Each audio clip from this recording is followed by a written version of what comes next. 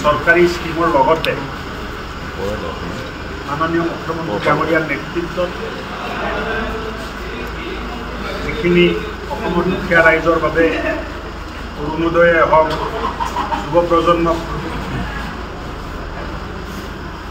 সংস্থাপনৰ বাবে মুখ্যমন্ত্ৰী আত্মনিৰ্ভৰশীল আঁচনিয়ে হওক চাহ বাগানৰ মজদুৰ ভাইসকলৰ বাবে এটিকলি দুটিপাত আৰু লগতে আত্মসহায়ক গোটৰ মহিলাসকলক আৰ্থিক সাহায্য প্ৰদান কৰাৰ কাৰণে মহিলা উদ্যোগিতা আঁচনি পৰ্যালোচনা কৰা গ'ল, ৰিভিউ কৰা গ'ল আৰু আঁচনিটো ধুনীয়াকৈ ৰূপায়ণ হ'ব লাগে তাৰ ওপৰত পৰামৰ্শ আগবঢ়োৱা হ'ল। লগতে বিশ্বনাথ জিলাৰ আন্তঃগাঁথনি বিশ্বনাথ জিলাত হ'ব লগা অসমমালাৰ ৰাস্তা সকলোৰ ওপৰতে ব্যৱস্থা গ্ৰহণ কৰা হৈছে আৰু এক ভাল পৰিৱেশত মিটিং হৈছে। বিশ্বনাথ জিলাৰ পাৰফৰ্মেঞ্চ আগতকৈ বহুত পেৰামিটাৰ্ছ বিশ্বনাথ জিলাৰ ভাল হৈছে আৰু মই আনন্দিত যে বিশ্বনাথ জিলা ভাল পাৰফৰ্মেঞ্চ কৰিছে। ছাৰ, দেখিবলৈ পোৱা গৈছে যিখন বিশ্বনাথ জিলা চিকিৎসালয় আছে সেই চিকিৎসালয়ৰ কিন্তু চিকিৎসা কৰ্মীসকলৰ বা কৰ্মচাৰীসকলৰ কিন্তু ময়মতালি চলি আছে, যাৰ কাৰণে 2 ঘণ্টা 3 ঘণ্টা ধৰি তেওঁলোকে দুৱাৰ বন্ধ কৰি ৰাখে, ৰোগীক সোমাবলৈ নিদিয়ে। কাৰণ এটাই চাফাই কৰি আছোঁ বুলি কৈ ৰোগীক পঠিয়াই দিয়ে। আৰু তাৰ উপৰঞ্চি ছাৰ যিখিনি মানে সুব্যৱস্থা ইতিমধ্যে কৰা নাই এতিয়ালৈকে, আইচু তেনেকৈ পৰি আছে, এই ক্ষেত্ৰত আপুনি কি? ইয়াতে আইচুখিনি মানে মেন পাৱাৰ নাই, তেওঁলোকৰ কাৰ্যক্ষম হোৱা নাই।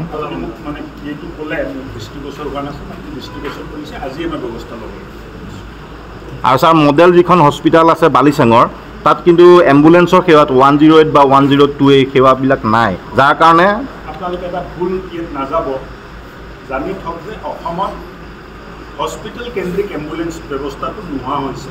য'ত অলৰেডি আছে আগৰ পৰা কোনোবাই ৰাখিছে এইটো বেলেগ কথা। আজিকালি 108 আছে, গোটেই অসমত 108 ছাৰ্ভিচ দি আছে। আপুনি 108ত ডাইল কৰক, এম্বুলেঞ্চটো আহিব। ছাৰ, বিহালীত যিটো পষ্টমৰ্টম কৰা গৃহ আছে আমাৰ উত্তৰ অসমৰ বেল্টত মানে একমাত্ৰ বিহালীতে আছে, কিন্তু তাতো কেইবাবাৰো চিকিৎসকে ধন লোৱাৰ অভিযোগ হয়। তাত এজন স্থায়ী মানে আপোনাৰ চুইপাৰ নিদিয়াৰ কাৰণে চুইপাৰজনে মানুহৰ পৰা 25-30,000লৈকে কয়। আজিলৈকে ছাৰ ব্যৱস্থা হোৱা নাই। মাৰ ভিতৰত ব্যৱস্থা ছাৰ, বিশ্বনাথতো পষ্টমৰ্টমৰ ব্যৱস্থাটো ছাৰ মেডিকেল হৈ আছে নহয়। আৰু ছাৰ কৃত্ৰিম বানৰ এটা সমস্যা আছে। এজাক বৰষুণতে, যিটো আমাৰ ব্যস্ত পথ, সেইটো কলেজ ৰোড বুলি কয়, এজাক বৰষুণতে ছাৰ এইটো ৰাস্তাটো ডুবি যায়। পৌৰসভাৰ এইটো যদি অকণমান পৌৰসভাই কৰি দিয়ে তেতিয়া সুবিধা হয়। ছাৰ, ব্ৰহ্মাজান নৈ আজি মানে মাথাউৰি ভাঙিছে, কেইবাখন গাঁও প্লাবিত হৈছে। এতিয়াতো কিবা প্ৰিপেৰেশ্যন কিবা কৰিছে নেকি? বন্ধ হ'ল এইটো।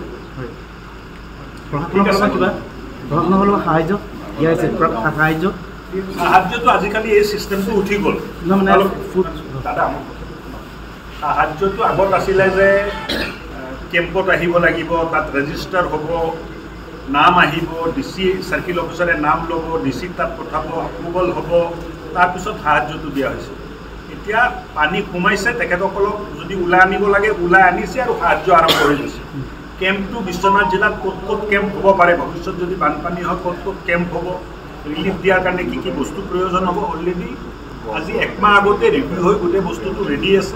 য'ত আপুনি কৈছে যে বানপানী হৈছে, মানুহ এফেক্টেড হৈছে, হয়তো ইতিমধ্যে ৰিলিফ গৈ পাইছে, নহ'লে আধা ঘণ্টাৰ ভিতৰত ৰিলিফ কৰিব। ঠিক আছে।